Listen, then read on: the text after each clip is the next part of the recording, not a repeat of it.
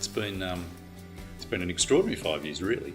I think what we've seen the last 5 years through the work of Geneva is unheard of in our circles, the Reformed Evangelical circles in Australia. So it's been over 60 churches planted. Churches planted isn't an end in itself in one sense. In one sense it is. It's the fruit of the gospel word, people gathering together. But we want to see Australia one for Christ, and church planting is a great strategy for that. And so to see more churches planted is a measure in anticipation of more people being won. And so to hear in the last review that we have 10 converts per church plant, I think was a sense of what we've seen as we've surveyed various churches.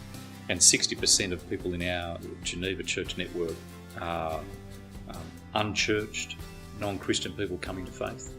And so they're the big measures for mine.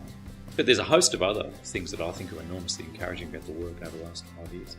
One of the reasons we started Geneva was because we recognised in various denominational circles, among the independents, among the Anglicans, among the Presbyterians, for instance, there were numbers of men and women who had been planting for decades, who had no vehicle to bring their experience to bear on the younger guys wanting to plant.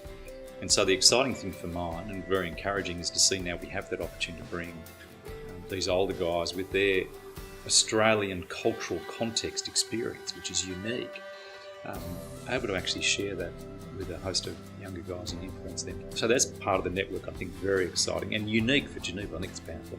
But the other dimension of the network, of course, is the peer-to-peer network. To see now at conferences and in between times, young planters getting together in the first, second, third year, able to bounce off people across denominations and share the struggles, the challenges, how they've solved problems with each other. That's incredibly important and helpful. I think there's 2 or 3 things that we need to work on we haven't quite got as well as we could. I think there are things that we are doing reasonably well we need to keep clear on. We need to make sure that we continue with a principled, theologically driven concern and not just pursue short-term gains. So there are various strategies that will give you growth, and we need to keep as a network clear on the long game, which is building a new church culture with a deep DNA that's going to serve Christ whether we grow or not grow.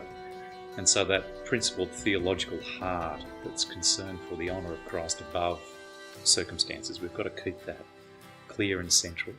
I think we've got to make sure that we're not triumphalistic.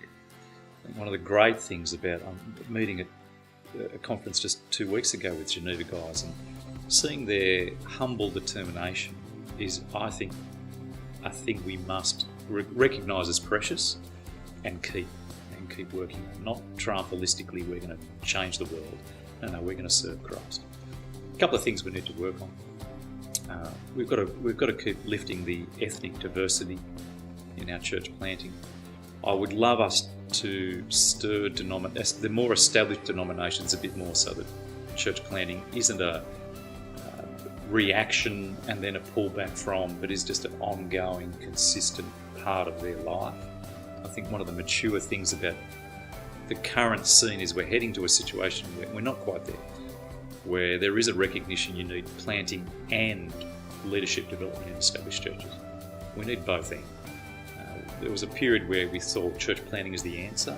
No, it's only one of the answers, but it's got to be a piece. So I want us to see the both end continuing.